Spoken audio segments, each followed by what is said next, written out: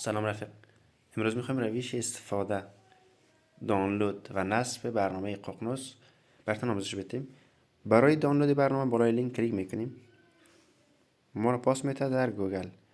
اینجا اینستال کلیک میکنیم، رنگ سبز.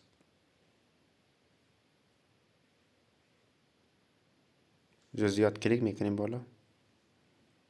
چون برنامه رو قبلا دانلود دارم دوباره دانلود نمیکنم.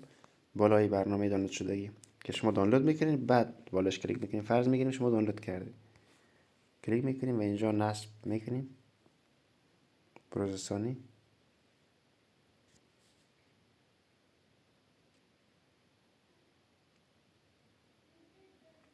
باز کردن، باز میکنیم.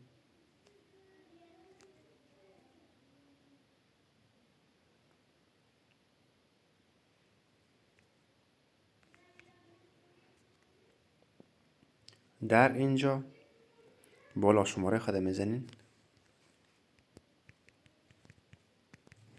در پایین پسورد خود میزنین. اگر حساب دارین، اگر حساب ندارین ایجاد حساب کلیک میکنین.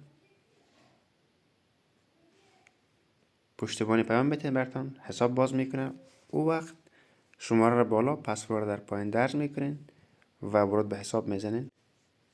پسوردی که براتون ارسال میشه کپی پیست بکنین، کپی بکنین، اینجا جایگذاری بکنین.